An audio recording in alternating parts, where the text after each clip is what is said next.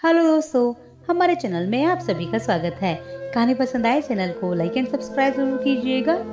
विकी बेटा, मैं ऑफिस के लिए जा रही हूँ। हाँ माँ, ठीक है, जाओ, दरवाजा बंद कर जाना। अरे बेटा, कब तक सोते रहोगे? स्कूल खत्म हो गए हैं। इसका मतलब ये नहीं कि सारा दिन बिस्तर पर ही लेटे रहो। हाँ माँ, आप जाओ ना अपने ऑफिस। देखो आपको लेट हो जाएगी। मैं सब काम कर लूंगा। आप जाओ प्लीज। जैसे ही विकी की मम्मी अपने ऑफिस के लिए निकलती है, तभी विकी जल्दी से अपने बिस्तर से उठता है और जल्दी जल्दी फ्रेश होकर अपने बेडरूम को ठीक कर लेता है। उसके बाद वो हड़बड़ी में किसी के पास फोन मिलाता है। हेलो। हेलो प्रिया। हाँ यार, माँ घर से चली गई हैं। अब तुम भी जल्दी से घर पर आ जाओ। हम दोनों घर पर बिल्कुल अकेले होंगे। जल्दी से आ जाओ। और हाँ सुनो, तुम आती हुई वो चीज भी लेकर आना। अरे हाँ यार, मेरे पास खत्म हो चुका है। अब तुम आ रही हो तो उस चीज की जरूरत तो पड़ेगी ना। अब जल्दी से आ जाओ। विक्की अपनी गर्लफ्रेंड प्रिया को फोन पर सारी बात बताकर जल्दी से फोन रख देता है और खुद अच्छे से तैयार हो जाता है। वो परफ्यूम वगैरह लगाकर तैयार तो ऐसे होता है जैसे किसी पार्टी में जाना हो। विक्की के घर में विक्की की मम्मी और बस वो ही रहते हैं।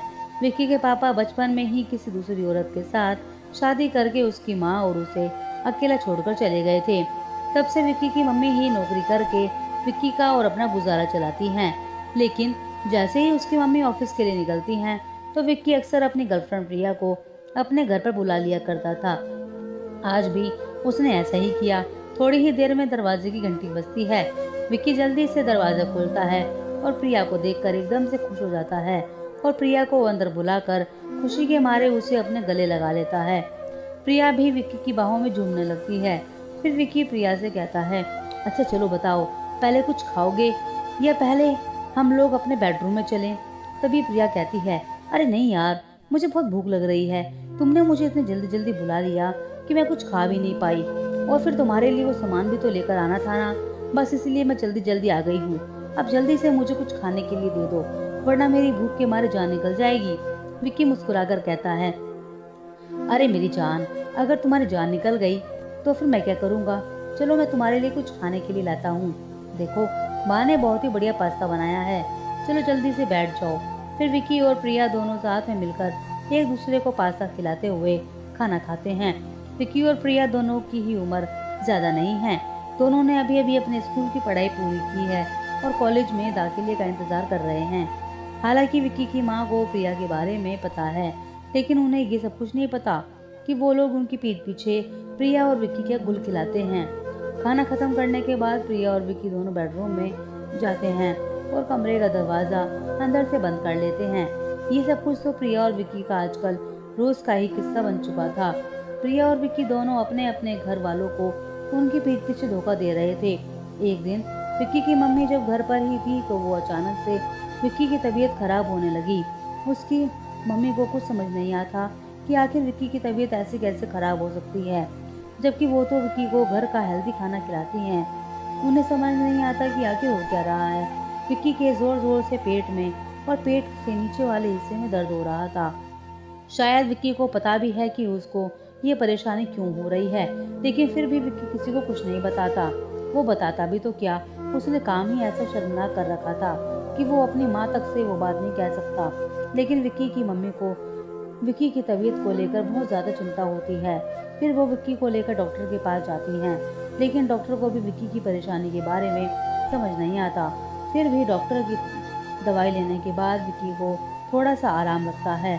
कुछ दिन तो विक्की प्रिया को अपने घर पर नहीं बुलाता, लेकिन जैसे ही विक्की की तबीयत थोड़ी सी ठीक होती है तो वो एक बार फिर से अपनी मम्मी के जाने के बाद प्रिया को घर पर बुला लेता है और साथ में वो सामान भी लाने के लिए कहता है।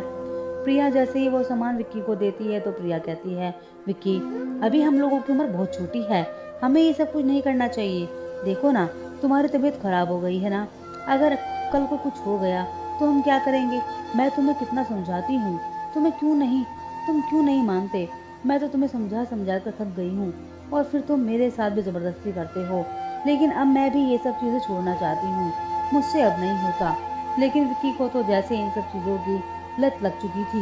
विक्की कहता है, प्रिया, प्रिया, अगर मुझे ये चीज नहीं मिली तो मैं मर जाऊंगा।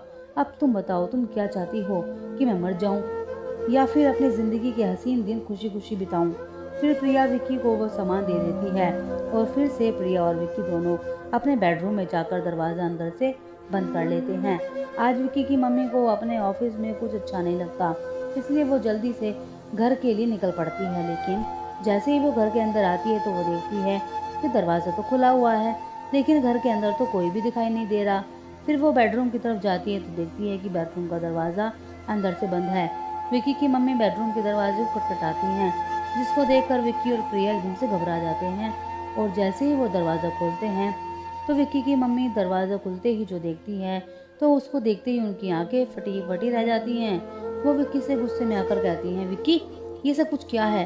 अब समझ आया मुझे कि तुम्हारी तबीयत इतनी खराब क्यों होती है, तो तुम मेरी पीठ पीछे ये सब कुछ काम करते हो। तुम्हें शर्म नहीं आती अपनी माँ को इस तरीके से धोखा देते हुए? और वो सामान तुम्हें कौन ला के देता है? विक्की की मम्मी विक्की को डांट लगा रही थी और विक्की और प्रिया दोनों अपनी गर्दन झुकाए बैठे हुए थे। फिर विक्की की मम्मी विक्की के पास आती है और उसके हाथ में से सामान लेते हुए गुस्से में कहती हैं कि तुम ड्रग्स लेने लगे हो। विक्की मैं कुछ पूछ रही हूँ, या तो तुम्हें कब से लगी, बताओ मुझे। तभी विक्की घबराकर अपनी माँ के गले लग जाता है और रोने लगता है। फिर वो कहता है, माँ मैं क्या करूँ, मुझे एक दिन मेरे दोस्त ने ड्रग्स थोड़ी सी दे दी। मैंने उसे बहुत मना किया लेकिन फिर भी उसने मुझे ज़बरदस्ती दे दी। लेकिन जब मैंने पहली बार उसको लिया तो मुझे बहुत अच्छा लगा। मैंने फिर दूसरी बार भी लिया, लेकिन अब तो जैसे मुझे उसकी आदत पड़ चुकी है। प्रिया ने भी मुझे बहुत समझाया, बहुत मना करा, लेकिन माँ मैं क्या करूँ, मैं ये आदत छोड़ नहीं पा रहा। फिर विक्की की मम्मी थोड़ा सा धीरज से काम लेती हैं और फिर वो विक्की और प्रिया को नशा मुक्ति केंद्र में लेकर जाती हैं और कुछ महीनों के इलाज के बाद विक्की और प्रिया दोनों ठीक हो जाते हैं। दोस्तों आपको हमारी कहानी कैसी लगी कमेंट बॉक्स में ज़रूर बताइएगा और हमारी ऐसी कहानी सुनने के लिए हमारे चैनल को लाइक एंड सब्सक्राइब जरूर कीजिएगा। धन्यवाद।